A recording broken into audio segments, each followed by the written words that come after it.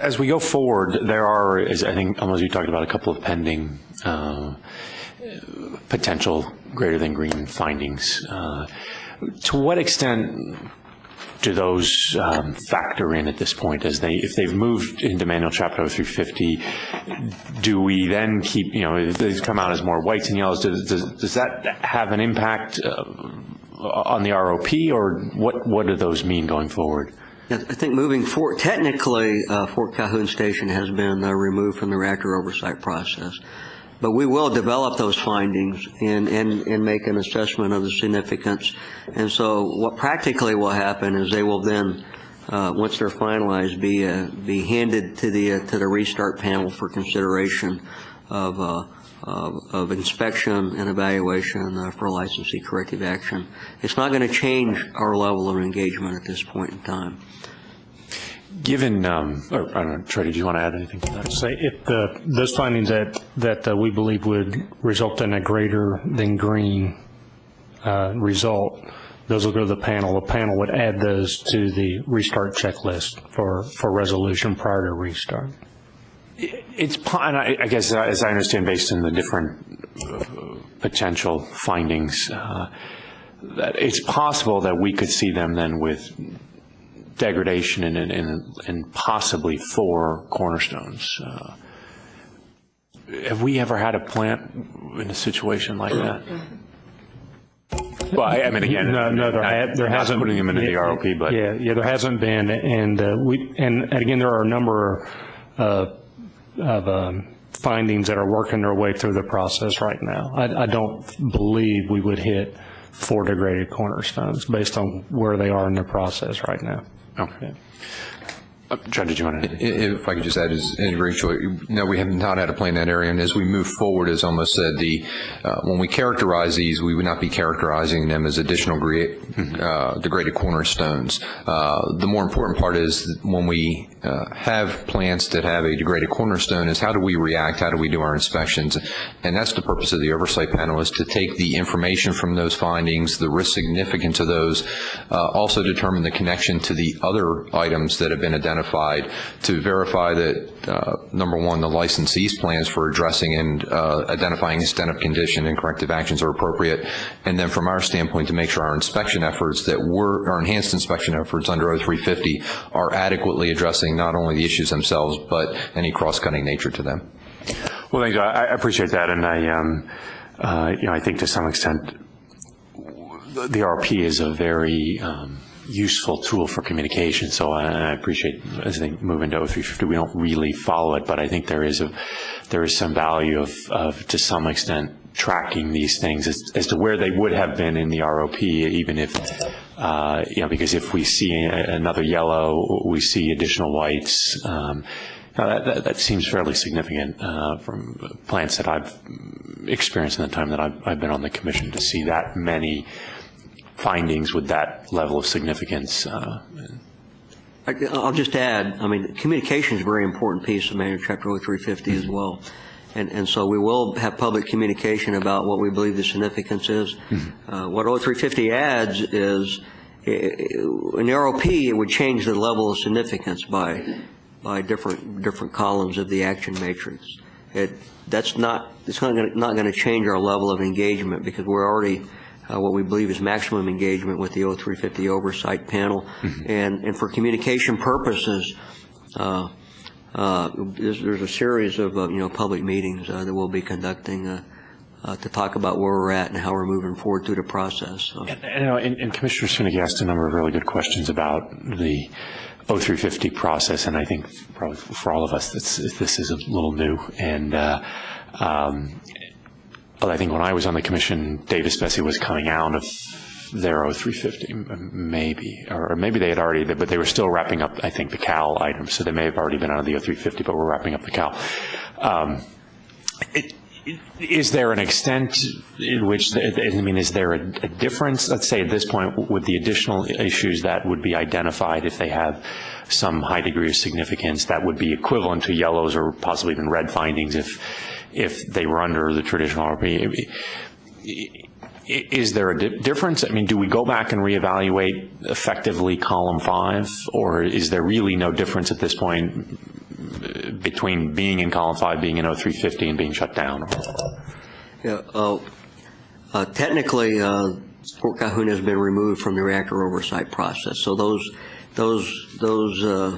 algorithms that are constructed to determine NRC engagement with the action matrix are not applicable in Manual Chapter 0350. In lieu of that, we have the oversight panel, which looks at each issue and its significance to determine how it needs to be addressed. So what we rely on in 0350 is getting the right items in the restart for safety, is getting the right items in the restart checklist and getting those items resolved and addressed appropriately. So I can provide that additional verification of safety before the plant returns. Would there be more tools if we were to terminate 0350, put them back in the ROP and put them into column 5 than tools that we have available now under 0350? No, I don't believe so. If you hit column 5, you automatically transition into 0350 and you go into this process. Okay. So the process wouldn't be any different. And I think the bottom line is that the licensee needs NRC approval to restart. Yeah. I mean, so that's, and we won't give authorization to restart until the startup checklist is done. We're satisfied that all the corrective actions have been taken for all the issues identified. And so it's, I think there's a very strong regulatory footprint on the process from this point on. Great. Well, thanks.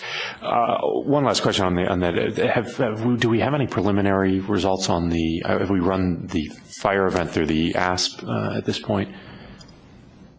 Do we know? Is there a plan to be an ASP analysis? There will be analysis. We have not run that yet. Yeah. Okay. Any expectations of what that, does it have the potential to be a significant precursor? Or? Don't want to prejudge at this point. We'd have to run the information first. Do we have a time frame on when we would likely do that? Do we have a time frame? 18, I'm sorry. Have we started? Ronnie, if you can just come to the microphone. Ronnie Franovich is the branch chief in charge of our performance assessment program. Yeah, Ronnie Franovich. Research does the ASP review, and they do a screen each year, but it can take 12 to 18 months to have the final outcome. Yeah. I believe they probably are reviewing it, but we don't have any indication of where they are and what the results are indicating. Okay, thanks. Yeah, maybe if you could just confirm or let us know if they aren't actually doing it, or we'll take that action, Chairman. Sure. Great, yeah. Thanks. Okay. I think those are all the questions I had. So again, thank you for your presentation, for the work that you've done. I think this is very appropriate action on the part of the agency, and look forward to continue updates on progress. Thanks. Take a quick break.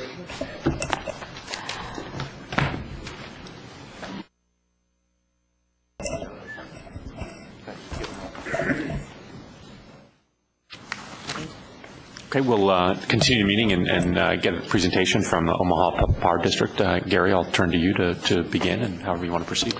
Thank you, Mr. Chairman. I'd like to introduce the people at the table with me. Dave Bannister is the Chief Nuclear Officer, Vice President of our company. I'm Gary Gates, President and CEO, and John Herman's our Division Manager of Engineering. I'd like to open with a few opening comments, and then for the sequence, Dave Bannister is going to go over in some detail our recovery plan, which will cover the points that we heard earlier in the meeting as we go through this as well. First, I'd like to cover a couple of things, what we're here to do and what we're not here to do. First, I want to assure you that we understand the seriousness and the scope of these issues. We have a sense of urgency to return Fort Calhoun to sustained high levels of performance. I intentionally did not say restart. I said sustained levels of performance. That'll be action-based. We don't have a timetable. We want to share the elements of our recovery plan. It has taken a long time to develop this plan. We will get it to the Restart Committee with Troy very soon. And the reason it's taken us a long time are two. As we surveyed the industry on similar situations, our advice was take your time up front, do the plan very well, do it very detailed, and have all the corrective actions in it you need. The second is we want to kill this issue completely. as we move forward. We're clearly not satisfied with our performance. I would like to assure you we have the support of our entire company. I can talk at any level of detail about that, and our board for resources. Also, the majority of the workforce at Fort Calhoun are experienced long-term employees. They have operated at a high level of performance. We lost our edge. The workforce at Fort Calhoun is very willing and anxious to make any changes needed and have already started that process. I'd like to cover what we're not here to tell you. That we've completed all our discovery. We have more to come in that, as was mentioned earlier. We do not want a short-term fix. We're a work in progress. We're challenging ourselves, questioning everything. We're doing deep dives to get root cause identified. As we find those deep dives, other issues will come up. We anticipate that. And we'll deal with them. Changes we will make. You have my personal and the company's commitment on that. We're not assuming that we have the capacity to do these efforts without outside help to ensure our sustainable performance. Dave will cover that in his presentation on the additional resources that we brought in to help us. My last comments would be, as you listen to Dave's comments and to our presentation today and our answers, please do it in this context. We have a long-term goal of sustained performance. We understand we have let the industry down and we've let ourselves down with our performance. We have the drive, commitment, and heart to return this station to high performance. Performance recovery is in progress. We've done a lot of individual root causes and have those results. We have interim actions in place to deal with, specifically as mentioned earlier, safety culture and those issues. But additional items of improvement will be needed in our overall plan. I'd also like to assure you that the industry has rallied to help us. We are very involved on a national level. I can say across the board, and I think it's unique to the nuclear power industry, the amount of help we've been offered and taken to return our station to high performance. We will be a high-performing unit. Dave, would you please go through our presentation? Okay. On slide 1, first of all, I'd like to thank the Commission for the opportunity to talk about our performance in a public setting. On slide 2, I'll talk about the key areas I'm going to discuss this morning and cover. First of all, an acknowledgement of our performance issues and our accountability to them. The key objectives of our performance improvement plan and really our actions that dictate them going forward. And then finally, some specific details about the plan itself. Okay, slide 3. As Gary indicated, Omaha Public Power District understands the significance of the position that we're in, and we hold ourselves responsible for our unacceptable performance. We're committed to do what's necessary to identify, analyze, and resolve our performance issues. Our performance issues were revealed by violations of color and other internal findings. Violations dealt with, and you've already been briefed on those, are flood preparation procedures, a failed electrical contact with the reactor protective system, some handling of some historical security-related information, and our corrective action program culture. To date, we've done causal analysis on each of these issues and put forth detailed corrective actions. We've rewritten our flooding procedures, fabricated, upgraded flooding gates and plates as a positive protective feature, and upgraded our flooding strategy. We recognize we have more work to do. This was revealed as our specific flooding readiness inspection that we had in early February, and this resulted us in some additional revisions to our flood procedures and in the process of evaluating the safety class of a particular equipment in our intake structure. We've replaced the failed contactor in our reactor protective system and the 3 backup contactors in the other channels. And this was done last February. We've improved our handling and storage of security-related information, and we've instituted stronger management oversight in our corrective action program.